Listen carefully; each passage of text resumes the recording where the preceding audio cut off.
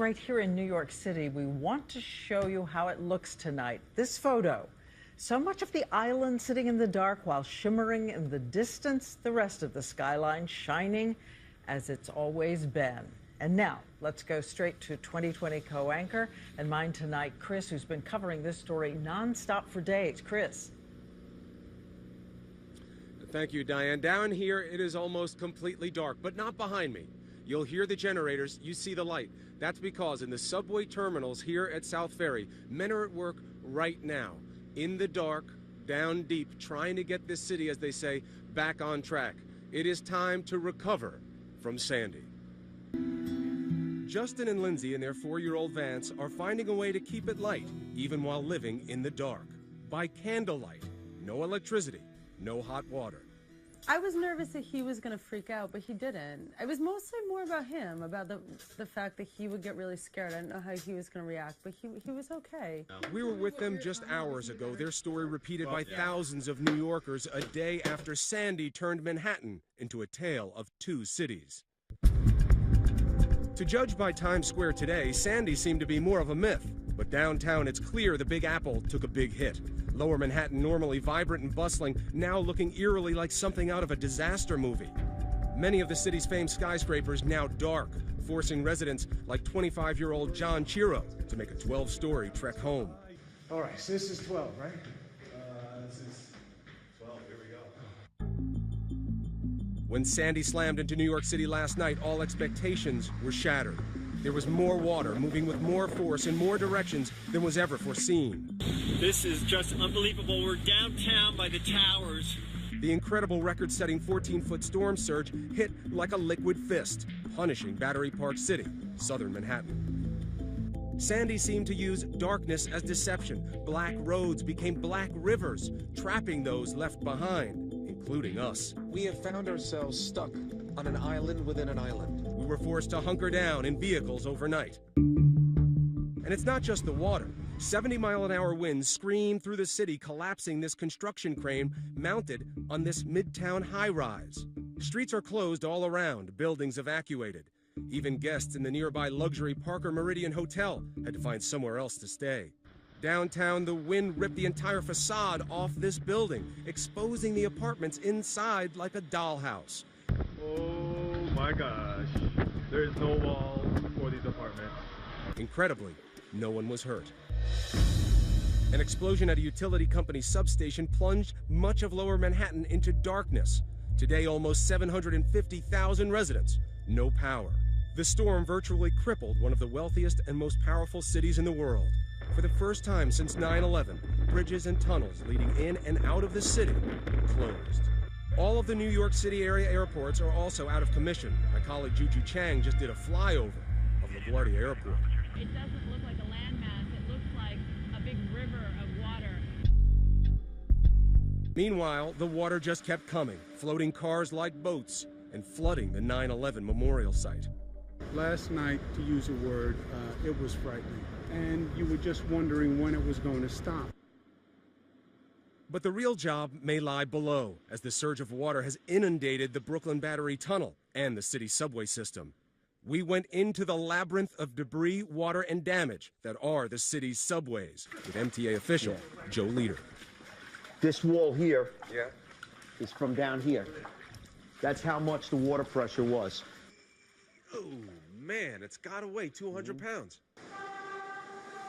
The subways are the vital arteries that keep Manhattan alive, and right now most of the downtown tracks and all of the tunnels leading off the island are flooded. These are the stairs going down into the subway, and this is a wall of water. Actually, this is about 3 levels. This is a complete disaster. You are calm. Why? You just roll with the punches. I mean, we know what we can do. We will get the city back as quickly as possible. Hollywood has always had a fascination with the effect of a mass calamity on New York City, from natural disasters to a man-made plague or even an alien invasion.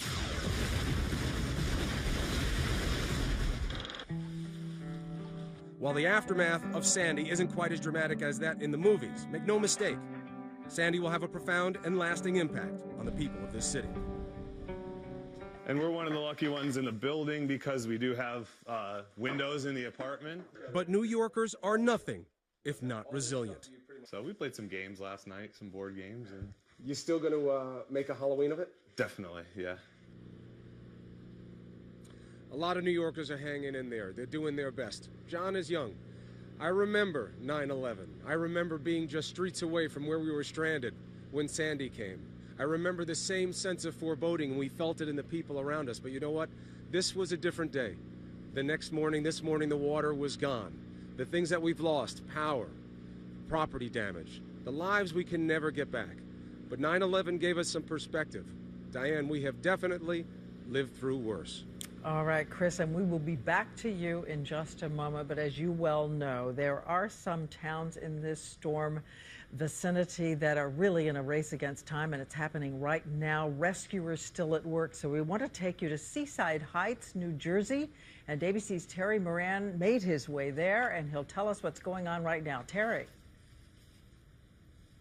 Diane, this is a nightmarish scene tonight as the dark and the cold come down on this classic Jersey Shore resort. In fact, a TV show has been filmed here. Now it lies stunned, eerily silent, overwhelmed by Sandy. We arrived just before dusk and canoed through the streets of this town. It was perfectly surreal, canoeing through block after block. But the real concern here, people. There are lots of people still here, stuck in Sandy. They decided to ride the storm out.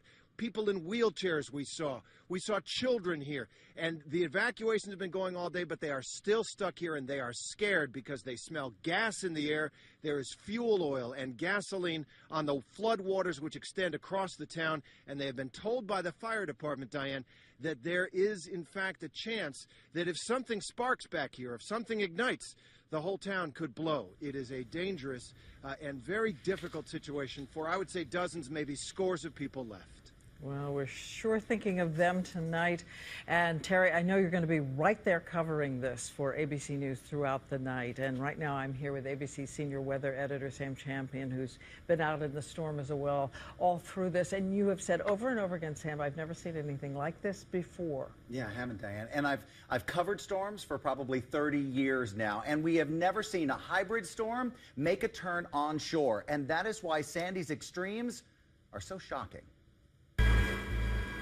Hurricane Sandy took America on a roller coaster ride last night, a frightening, twisted ride we will not soon forget.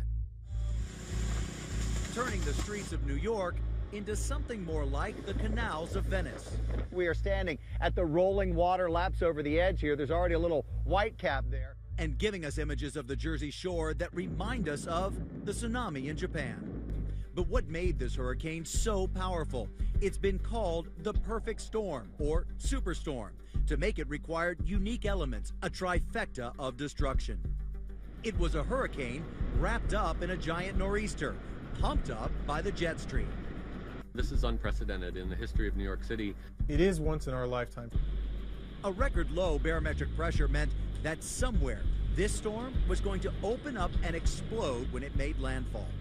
And there's something called the inverse barometer effect where the sea surface actually bulges up under the center of the low pressure. And then add a sharp left turn that sent it veering directly toward the coast with giant swells of water. A 1,000-year event. And the size, so big in fact it was almost a third the size of the entire United States. And if all those things weren't enough, even the moon was on Sandy's side, with an astronomical high tide delivering higher water levels than normal.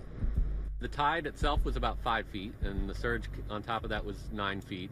So the total elevation above normal low tide level was 14 feet. You can't see the edge of the fence, but I can't get there anyway. That means the water is about this high there. It's turning out to be the most disastrous aspect of this event, which is the high storm surge and the flooding that went with it. A storm so unique it lured storm chasers from as far away as Oklahoma, hoping to study its power.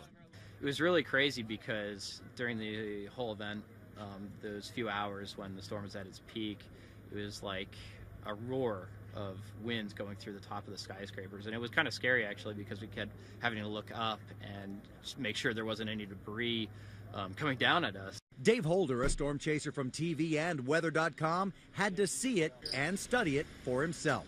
It was pretty chaotic there for for a little bit because when the winds really started howling, we had to make sure that we were in a safe spot. And even a man who spent his life inside tornadoes couldn't believe what he was seeing. We understand what Mother Nature can do. Although even this storm kind of caught us by surprise, the amount of surge that it actually created. It actually lived up to its hype, I think, this time. Many variables go into creating a big storm, so the size and strength of Hurricane Sandy or any specific storm can't be directly attributed to global climate change. But some say it almost has to play a part. Anyone who says there's not a dramatic change in weather patterns, I think is denying reality. People are wondering why this is happening and if it's a coincidence or if it's climate change. So there's definitely going to be a debate about that question. But what there will be no debate about is that when it comes to Sandy, we'll be dealing with the aftermath for the foreseeable future. How a storm like this can change even the coastline always amazes me. Take a look at this picture. I think we're going to show you Atlantic City and just how the boardwalk there is gone and everything along that beach that is so familiar to people. But Diane, here's something else that's surprising. Normally when a storm goes by like this, it gives you clear skies to clean up after. This storm is going to be working through Pennsylvania, working through New York State, and finally by the end of the week, coming out in Canada and exiting probably in those Canadian Maritimes. But the entire time, the zone that was hit by Sandy will still be feeling those tropical storm force winds, even some rain, and now it's getting a kickback of snow. We've got feet of snow in the mountains. A hurricane blizzard of snow up in the mountains. Okay, Sam, thank you.